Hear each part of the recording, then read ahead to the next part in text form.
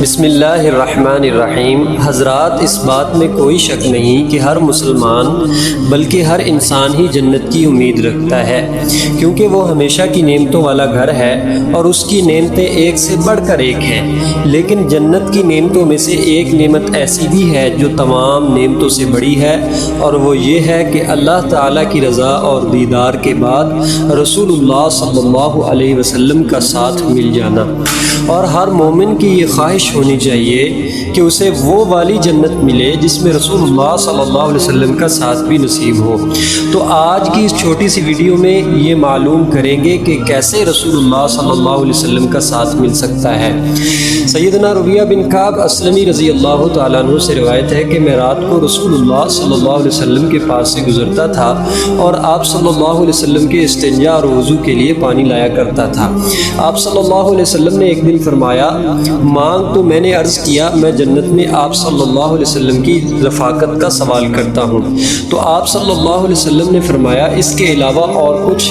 میں نے عرض کیا، بس یہی تو ہے، اتنا ہی چاہیے۔ آپ صلی اللہ علیہ وسلم نے فرمایا، تو اپنے معاملے میں سجود کی کثرت کے ساتھ میری معاونت کر، یعنی کہ تو اپنی اس خواہش کو اگر پورا کرنا چاہتا ہے تو سجود کی کثرت کیا کر، کثرت کے ساتھ نوافل پڑھا کر۔ حضرات، قابل غور بات ہے کہ صحابہ کرام رضوان اللہ علیہم اجمعین وہ تھے کہ انہیں زندگی میں جب بھی موقع ملا ہے کسی خواہش کو پیش کرنے کا، تو انہوں نے وہ خواہش پیش کی ہے جو سب سے زیادہ قیمتی تھی، یعنی کہ محمد الرسول اللہ صلی اللہ علیہ وسلم کا جنت کے اندر ساتھ مل جانا۔ ایک دوسری روایت حضرت عائشہ رضی اللہ تعالیٰ عنہ فرماتی ہے کہ ایک آدمی رسول اللہ صلی اللہ علیہ وسلم کی خدمت میں حاضر ہوا اور عرض کی، اللہ کے رسول صلی اللہ علیہ وسلم، مجھے آپ سے بہت محبت ہے اور آپ مجھے میرے اہل و عیال سے بھی زیادہ محبوب ہیں۔ میں گھر میں ہوتا ہوں تو آپ ہی کو یاد کرتا رہتا ہوں، جب تک آپ کی خدمت میں حاضر ہو کر آپ کو دیکھ نہ لوں مجھے صبر نہیں آتا۔ جب مجھے آپ کا اس دنیا سے رخصت ہو جانا یاد آتا ہے تو میں پریشان ہو جاتا ہوں کہ آپ تو فردوس اعلیٰ میں انبیاء کرام علیہ السلام کے ساتھ ہوں گے اور میں جنت میں آپ کو نہیں دیکھ سکوں گا۔ مجھے اس کیفیت سے بہت ڈر لگتا ہے۔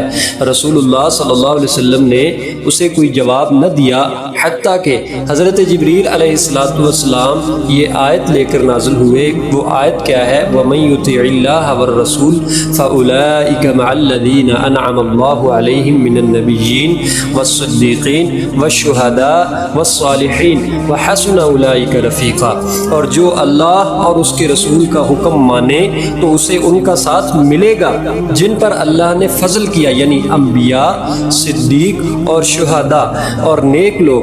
کیا یہ اچھے ساتھی نہیں ہیں؟ پھر نبی علیہ السلام نے مزید تعلیم دی کہ من احب سنتی فقد احبنی ومن احبنی فکان معی فی الجنہ۔